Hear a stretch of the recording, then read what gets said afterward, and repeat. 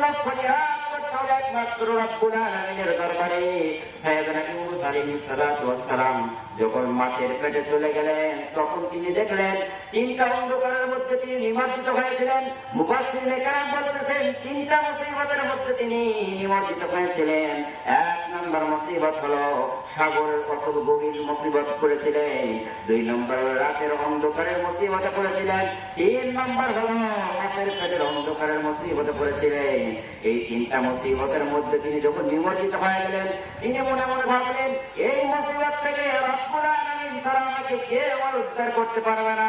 তিনি রব্বুল আলামিনের কাছে দোয়া করেন, লা ইলাহা ইল্লা আনতা সুবহানাকা ইন্নী কুনতু মিনাজ জালিমিন। আল্লাহ, আমরা বড় জুলুম করেছি, আমি বড় জুলুম করেছি। এই জুলুম থেকে দুনিয়ার কেউ বাঁচাইতে পারবে না, এই মুসিবত থেকে কেউ বাঁচাইতে পারবে না। আল্লাহ বললেন, আমার ইউনূস যখন আমার কাছে ফরিয়াদ করলো, আমার কাছে দোয়া করলো, আমি একমাত্র রব্বুল আলামিন সেই ফরিয়াদটা শুনেছি। নবমণ্ডলের কেউ শুনেনি, ভূমণ্ডলের কেউ শুনেনি, আসমান ও জমিনের কেউ শুনেনি।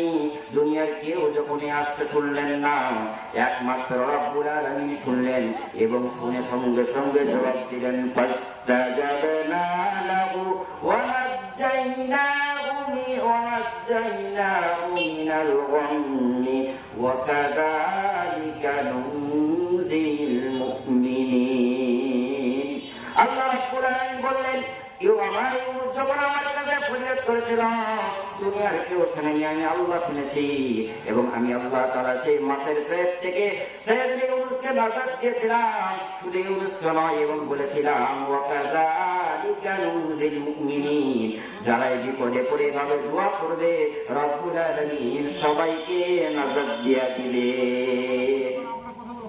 এই জন্য একমাত্র শুধুমাত্র কেবলমাত্র রব্বুল আলামিনের কাছে চাইতে হবে, দুনিয়ার কোন ব্যক্তির কাছে যাওয়া যাবে না। বলতেছিলাম মা বাবার খেদমত করতে হবে, মা বাবার সঙ্গে ভালো আচরণ করতে হবে, কিন্তু আমরা এমন এক সময়ের মধ্যে উপনীত হয়েছি মা বাবার সঙ্গে খারাপ আচরণ করি, মা বাবার সঙ্গে ভালো আচরণ করি না। এক সাহাবী নবীজির কাছে এসে বললেন, ইয়া রাসূলুল্লাহ সাল্লাল্লাহু আলাইহি ওয়াসাল্লাম, মা বাবার ক্ষেত্রে কে বেশি হকদার? আল্লাহ রাসূল সাল্লাল্লাহু আলাইহি ওয়াসাল্লাম বললেন, মা বাবার ক্ষেত্রে সব চাইতে তোমার মা বেশি হকদার। অন্য সাহাবী রাসূলকে এসে বললেন, ইয়া রাসূলুল্লাহ সাল্লাল্লাহু আলাইহি ওয়াসাল্লাম, আমরা মা বাবার সঙ্গে কেমন আচরণ করব? আমরা মা বাবা আমাদের সাথে কেমন আচরণ করবে? রাসূল বললেন, মা বাবা দুজনের মধ্যে থেকে কে বেশি হকদার? রাসূল বললেন, উম্মুক। আবার সাহাবী বললেন, সুম্মা মান। নবীজি বললেন, উম্মুক। আবার সাহাবী বললেন, সুম্মা মান।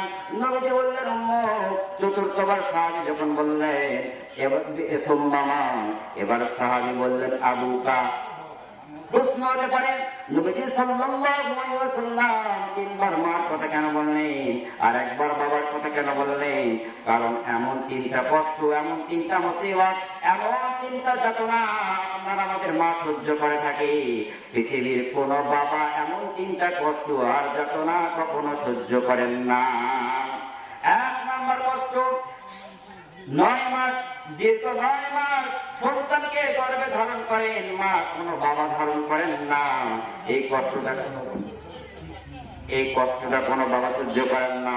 এই জন্য আমাদের মা বাবার সঙ্গে সবচেয়ে ভালো আচরণ করতে হবে। আল্লাহ তাআলা আমাদেরকে সবাইকে বোঝাতে হবে।